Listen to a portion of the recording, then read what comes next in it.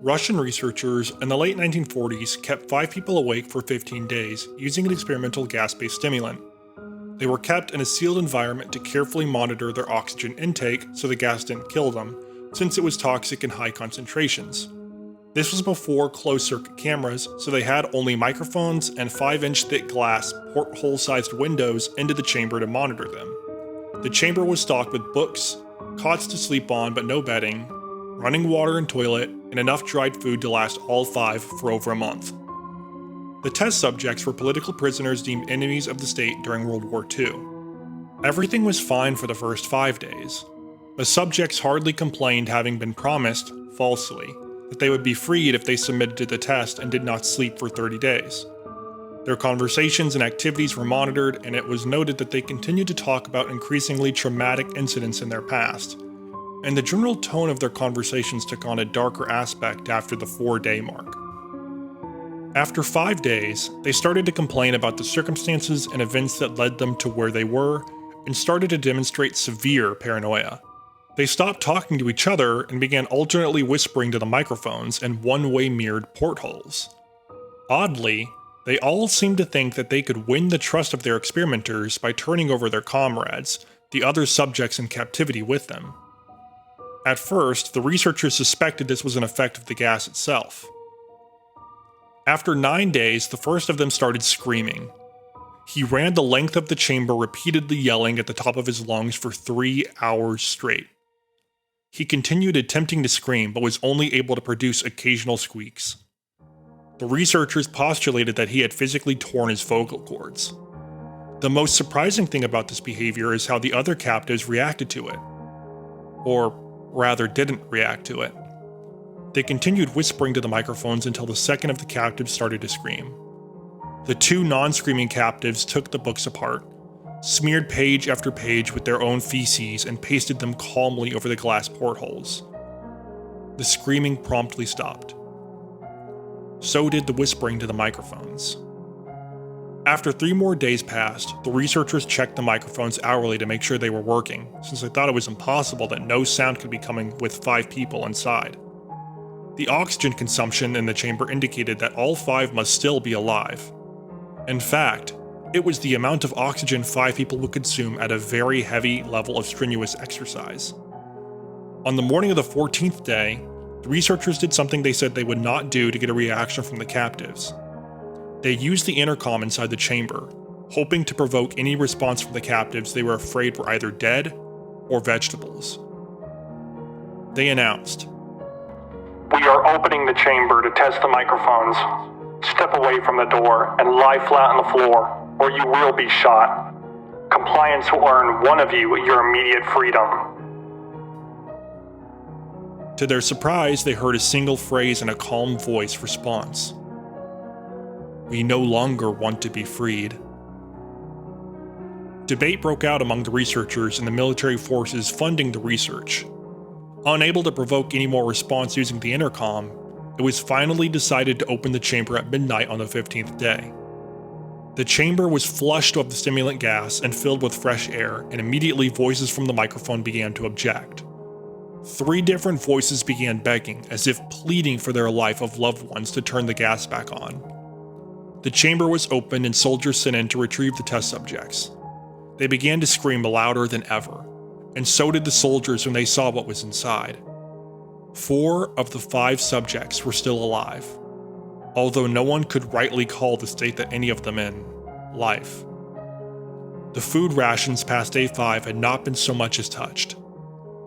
There were chunks of meat from the dead test subjects' thighs and chest stuffed into the drain of the center of the chamber, blocking the drain and allowing 4 inches of water to accumulate on the floor. Precisely how much of the water on the floor was actually blood was never determined.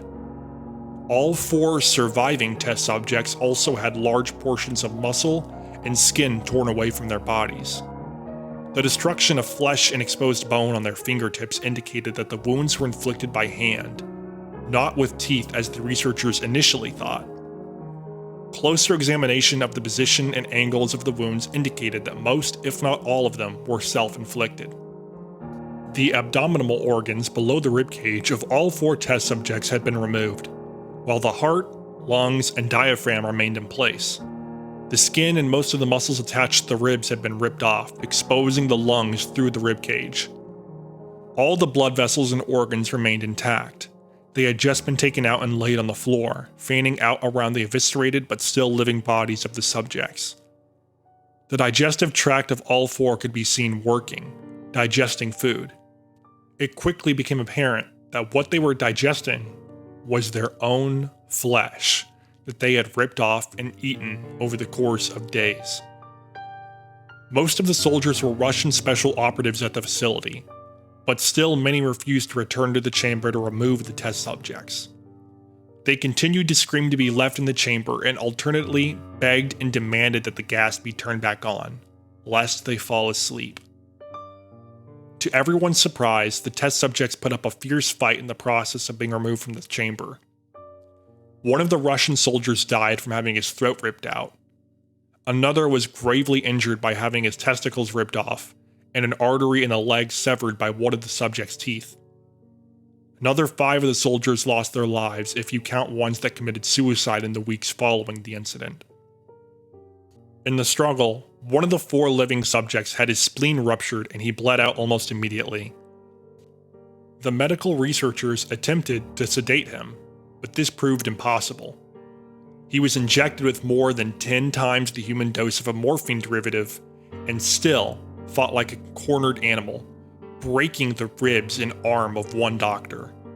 When heart was seen to beat for 2 full minutes after he had bled out to the point there was more air in his vascular system than blood, even after it stopped, he continued to scream and flail for another 3 minutes, struggling to attack anyone in reach and just repeating the word "more" over and over, weaker and weaker, until he finally fell silent. The surviving 3 test subjects were heavily restrained and moved to a medical facility. The 2 with intact vocal cords continuously begging for the gas, demanding to be kept awake. The most injured of the 3 was taken to the only surgical operating room that the facility had. In the process of preparing the subject to have his organs placed back within his body, it was found that he was effectively immune to the sedative they had given him to prepare for the surgery. He fought furiously against his restraints when the anesthetic gas was brought up to put him under. He managed to tear most of the way through a 4-inch wide leather strap on his wrist, even though the weight of a 200-pound soldier was holding that wrist as well. It took only a little more anesthetic than normal to put him under, and the instant his eyelids fluttered and closed, his heart stopped. In the autopsy of the test subject that died on the operating table, it was found that his blood had tripled the normal level of oxygen. His muscles that were still attached to his skeleton were badly torn, and he had broken 9 bones in his struggle to not be subdued. Most of them were from the force his own muscles had exerted on them. The second survivor had been the first of the group of the 5 to start screaming. His vocal cords destroyed, he was unable to beg or object to surgery, and he only reacted by shaking his head violently in disapproval when the anesthetic gas was brought near him. He shook his head yes when someone suggested, reluctantly, that they try the surgery without anesthetic, and did not react for the entire 6-hour procedure of replacing his abdominal organs and attempting to cover them with what remained of his skin. The surgeon presiding stated repeatedly that it should be medically impossible for the patient to still be alive. One terrified nurse assisting the surgery stated that she had seen the patient's mouth curl into a smile several times whenever his eyes met hers. When the surgery ended, the subject looked at the surgeon and began to wheeze loudly, attempting to talk while struggling. Assuming this must be something of drastic importance, the surgeon had a pen and pad fetched so the patient could write his message.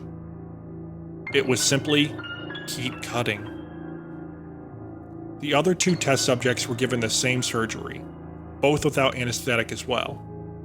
Although they had to be injected with a paralytic for the duration of the operation, the surgeon found it impossible to perform the operation while the patients laughed continuously. Once paralyzed, the subjects could only follow the attending researchers with their eyes. The paralytic cleared their system in an abnormally short period of time, and they were soon trying to escape their bonds. The moment they could speak, they were again asking for the stimulant gas. The researchers tried asking why they had injured themselves, why they had ripped out their own guts, and why they had wanted to be given the gas again. Only one response was given. I must remain awake. All 3 subjects' restraints were reinforced and they were placed back into the chamber awaiting determinations as to what should be done with them. The researchers, facing the wrath of their military benefactors for having failed the stated goals of their project, considered euthanizing the surviving subjects.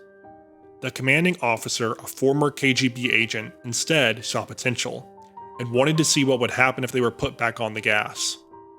The researchers strongly objected, but were overruled. In preparation for being sealed in the chamber again, the subjects were connected to an EEG monitor and had their restraints padded for long-term confinement. To everyone's surprise, all 3 stopped struggling the moment it was let slip that they were going back on the gas. It was obvious that at this point they were all putting up a great struggle to stay awake. One of the subjects that could speak was humming loudly and continuously.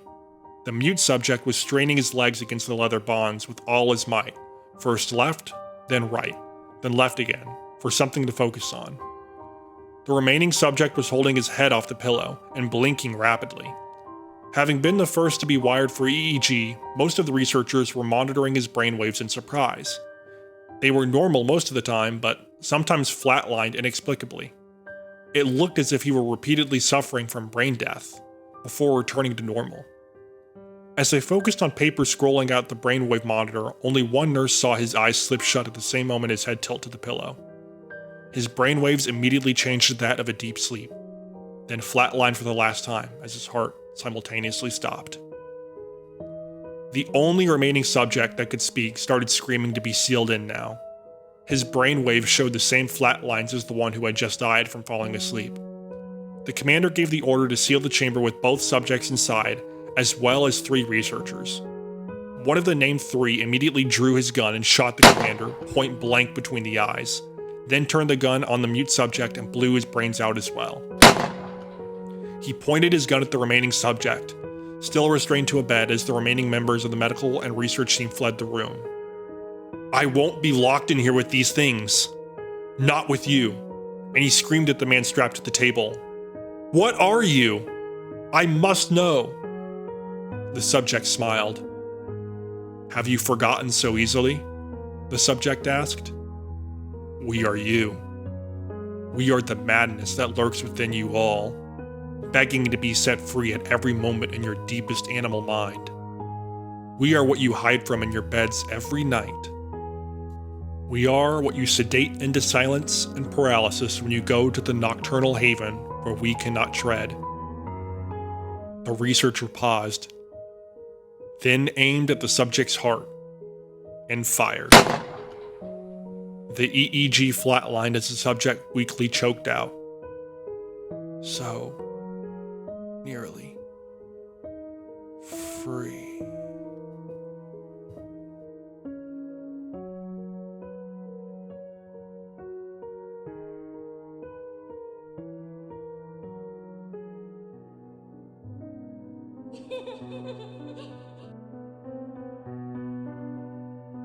A Suicide Note, 1964. As I prepare to take my life, I feel it necessary to assuage any guilt or pain I have introduced through this act. It is not the fault of anyone other than him. For once I awoke and felt his presence, and once I awoke and saw his form. Once again I awoke and heard his voice, and looked into his eyes. I cannot sleep without fear of what I might next awake to experience. I cannot ever awake. Goodbye. Found in the same wooden box were 2 empty envelopes addressed to William and Rose, and 1 loose personal letter with no envelope. Dearest Lenny, I have prayed for you. He spoke your name. A journal entry, 1880. I have experienced the greatest terror. I have experienced the greatest terror. I have experienced the greatest terror. I see his eyes when I close mine. They are hollow, black. They saw me and pierced me. His wet hand. I will not sleep. His voice. A mariner's log, 1691. He came to me in my sleep. From the foot of my bed I felt a sensation. He took everything. We must return to England. We shall not return here again at the request of the Rake. From a witness, 2006.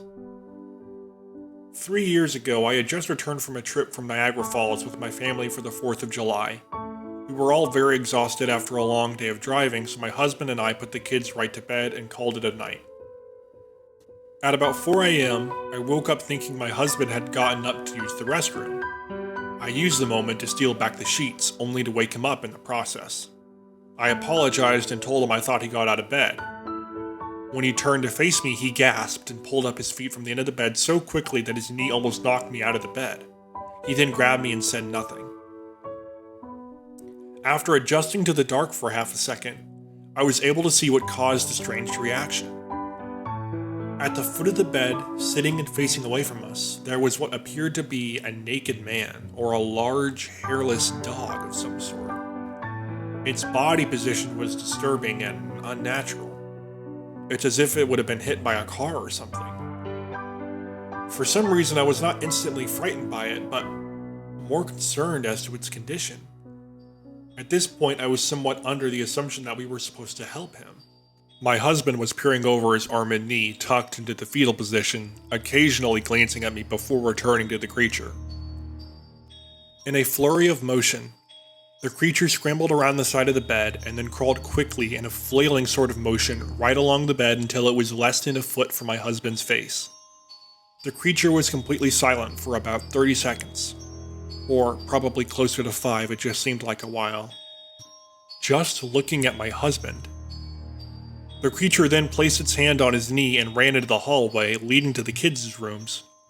I screamed and ran for the light switch, planning to stop him before he hurt my children. When I got to the hallway, the light from the bedroom was enough to see it crouching and hunched over about 20 feet away. He turned around and looked directly at me, covered in blood. I flipped the switch on the wall and saw my daughter Clara. The creature ran down the stairs while my husband and I rushed to help our daughter. She was very badly injured and spoke only once more in her short life. She said, "He is the Rake."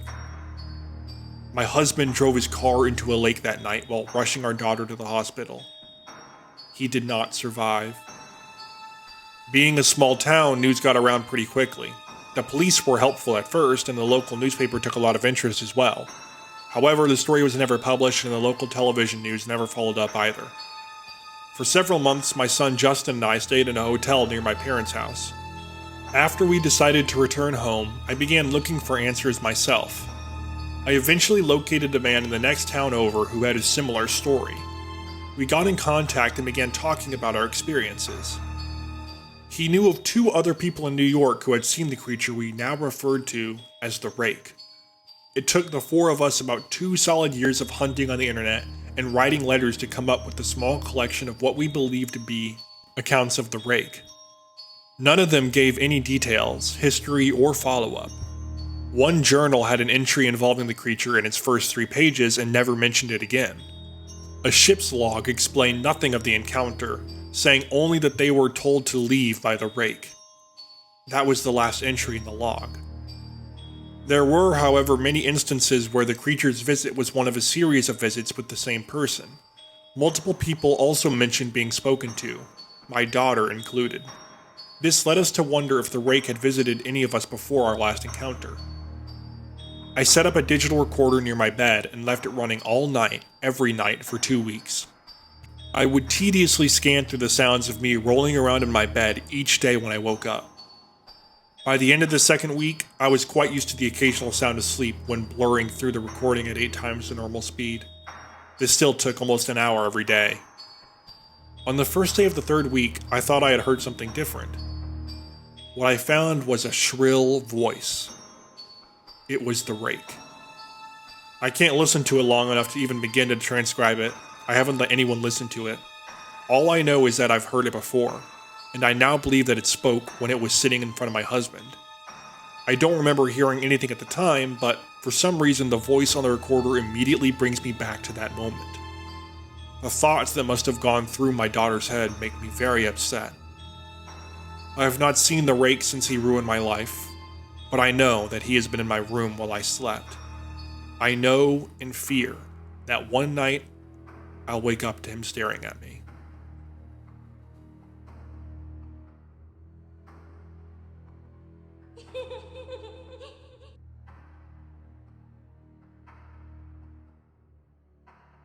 I first met in person with Mary E. in the summer of 2007. I had arranged with her husband of 15 years, Terrence, to see her for an interview. Mary had initially agreed since I was not a newsman, but rather an amateur writer gathering information for a few early college assignments, and if all went according to plan, some pieces of fiction. We scheduled the interview for a particular weekend when I was in Chicago on unrelated business. But at the last moment, Mary changed her mind and locked herself in the couple's bedroom, refusing to meet with me. For half an hour, I sat with Terrence as we camped outside the bedroom door. I listened and took notes while he attempted to fruitlessly calm her down. The things Mary said made little sense, but fit with the pattern I was expecting. Though I could not see her, I could tell from her voice that she was crying, and more often than not, her objections to speaking with me centered around an incoherent diatribe on her dreams. Her nightmares. Terrence apologized profusely when we ceased the exercise, and I did my best to take it in stride. Recall that I wasn't a reporter in search of a story, but merely a curious young man in search of information. Besides, I thought at the time I could perhaps find another, similar case if I put my mind and resources to it. Mary E. was the SysUp for a small Chicago-based bulletin board system in 1992 when she first encountered Smile.jpg, and her life changed forever. She and Terrence had been married for only 5 months. Mary was one of an estimated 400 people who saw the image when it was posted as a hyperlink on the BBS, though she is the only one who has spoken openly about the experience. The rest have remained anonymous, or perhaps dead. In 2005, when I was only in 10th grade, Smile.jpg was first brought to my attention by my burgeoning interest in web-based phenomena. Mary was the most often cited victim of what is sometimes referred to as Smile Dog, the being Smile.jpg is reputed to display. What caught my interest, other than the obvious macabre elements of the cyber legend and my proclivity towards such things, was the sheer lack of information, usually to the point that people don't believe it even exists other than as a rumor or a hoax. It's unique because, though the entire phenomenon centers on a picture file, that file is nowhere to be found on the internet. Certainly many photo-manipulated simulacra litter the web, showing up with the most frequency on sites such as the image board 4chan, particularly the X-focused paranormal subboard. It is suspected that these are fakes because they do not have the effect the true Smile.jpg is believed to have. Namely, sudden onset temporal lobe epilepsy and acute anxiety.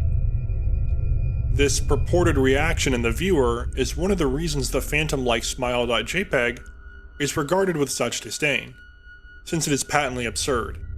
Though, depending on whom you ask, the reluctance to acknowledge Smile.jpg's existence might be just as much out of fear as it is out of disbelief. Neither Smile.jpg nor SmileDog is mentioned anywhere in Wikipedia, though the website features articles on such other, perhaps more scandalous shock sites, such as Hello JPEG or 2 Girls in 1 Cup. Any attempt to create a page pertaining to Smile.jpg is summarily deleted by any of the encyclopedia's many admins. Encounters with Smile.jpg are the stuff of internet legend. Mary E's story is not unique. There are unverified rumors of Smile.jpg showing up in the early days of Usenet, and even one persistent tale that in 2002 a hacker flooded the forums of humor and satire website Something Awful with a deluge of Smile.dog pictures, rendering almost half of the forum's users at the time epileptic. It is also said that in the mid to late 90s that Smile.jpg circulated on Usenet and as an attachment of an email chain with the subject line, "Smile, God loves you." Yet, despite the huge exposure these stunts would generate, there are very few people who admit to having experienced any of them, and no trace of the file or any link has ever been discovered. Those who claim to have seen Smile.jpg often weakly joke that they were far too busy to save a copy of the picture to their hard drive. However, all alleged victims offer the same description of the photo. A dog-like creature, usually described as appearing similar to a Siberian husky, illuminated by the flash of the camera, sits in a dim room, the only background detail that is visible being a human hand extending from the darkness near the left side of the frame. The hand is empty, but is usually described as beckoning. Of course, most attention is given to the dog, or dog creature, as some victims are more certain than others about what they claim to have seen. The muzzle of the beast is reputedly split in a wide grin, revealing 2 rows of very white, very straight, very sharp, very human-looking teeth. This is, of course, not a description given immediately after viewing the picture, but rather a recollection of the victims who have claimed to have seen the picture endlessly repeatedly in their mind's eye during the time they are, in reality, having epileptic fits. These fits are reported to continue indeterminably, often while the victims sleep, resulting in very vivid and disturbing nightmares. These may be treated with medication, though in some cases it is more effective than others. Mary E., I assumed, was not on effective medication. That was why, after my visit to her apartment in 2007, I sent out feelers to several folklore and urban legend-oriented news groups, websites, and mailing lists, hoping to find the name of a supposed victim of Smile.jpg who felt more interested in talking about his experience. For a time, nothing happened, and at length I forgot completely about my pursuits, since I'd begun my freshman year of college and was quite busy. Mary contacted me via email, however, near the beginning of March 2008. Dear Mr. L, I am incredibly sorry about my behavior last summer when you came to visit me. I hope you understand that it was no fault of yours, but rather my own problems that led me to act out as I did. I realized that I could have handled the situation more decorously. However, I hope you will forgive me. At the time, I was afraid. You see, for 15 years I've been haunted by Smile.jpg. Smile Dog comes to me in my sleep every night. I know that sounds silly, but it's true. There is an ineffable quality about my dreams, my nightmares, that make them completely unlike any real dreams I have ever had. I don't move and I don't speak. I simply look ahead, and the only thing ahead of me is the scene from that horrible picture. I see the beckoning hand, and I see Smile Dog. It talks to me. It's not a dog, of course, though I am not quite sure what it really is. It tells me it will leave me alone only if I do as it asks. All I must do, it says, is spread the word. That's how it phrases its demands, and I know exactly what it means. It wants me to show it to someone else. And I could. The week after my incident, I received in the mail a manila envelope with no return address. Inside was only a 3.5-inch floppy disk. Without having to check, I knew precisely what was on it. I thought for a long time about my options. I could show it to a stranger, a coworker. I could even show it to Terrence, as much as the idea disgusted me. And what would happen then? Well, if Smile Dog kept its word, I could sleep. Yet if it lied, what would I do? And who was to say something worse could not come for me if I did as the creature asked? So I did nothing for 15 years. Though I kept the disc hidden amongst my things, every night for 15 years Smile Dog has come to me in my sleep and demanded that I spread the word. For 15 years I have stood strong, though there have been hard times. Many of my fellow victims on the BBS board, where I first encountered Smile.jpg, stopped posting. I heard some of them committed suicide. Others remained completely silent, simply disappearing off the face of the web. They're the ones I worry about the most. I sincerely hope you will forgive me, Mr. L. But last summer when you contacted me and my husband about an interview, I was near the breaking point. I decided I was going to give you the floppy disk. I didn't care if a Smile Dog was lying or not, I wanted it to end. You were a stranger, someone I had no connection with, and I thought I wouldn't feel sorrow when you took the disk as part of your research and sealed your fate. Before you arrived, I realized that what I was doing was plotting to ruin your life. I couldn't stand the thought, and in fact, I still can't. I'm ashamed, Mr. L, and I hope this warning will dissuade you from further investigation of Smile.jpg. You may in time encounter someone who is, if not weaker than I, then wholly more depraved, someone who will not hesitate to follow Smile Dog's orders. Stop while you are still whole. Sincerely, Mary E. Terrence contacted me later that month with the news that his wife had killed herself. While cleaning up the various things she'd left behind, closing email accounts and the like, he happened upon the above message. He was a man in shambles. He wept as he told me to listen to his wife's advice. He'd found the disc, he revealed, and burned it until it was nothing but a stinking pile of blackened plastic. The part that most disturbed him, however, was how the disc had hissed as it melted. Like some sort of animal, he said. I'll admit that I was a little uncertain about how to respond to all this. At first I thought perhaps it was a joke, with the couple belatedly playing with the situation in order to get a rise out of me. A quick check of several Chicago newspapers' online obituaries, however, proved that Mary E. was indeed dead. There was of course no mention of suicide in the article. I decided that, for a time, at least, I would not further pursue the subject of Smile.jpg, especially since I had finals coming up in the end of May. But the world has odd ways of testing us. Almost a full year after I'd returned from my disastrous interview with Mary E., I received another email. Hello. I found your email address through a mailing list. Your profile said you were interested in Smile Dog. I saw it. It's not as bad as everyone says. I've sent it to you here. Just spreading the word.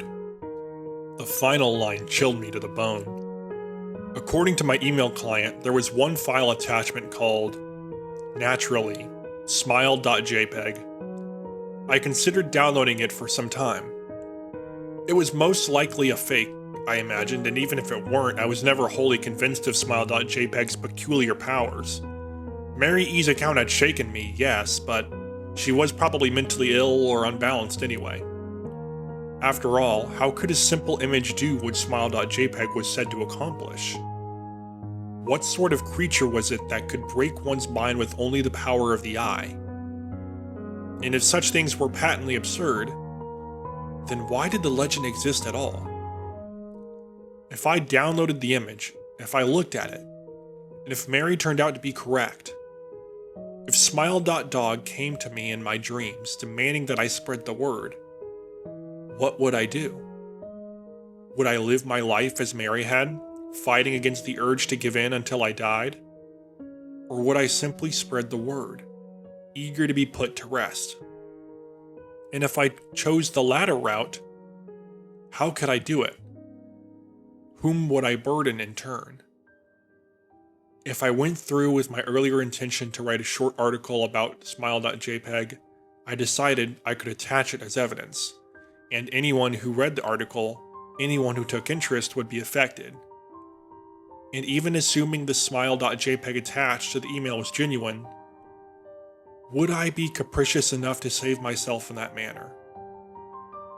Could I spread the word? Yes. Yes, I could.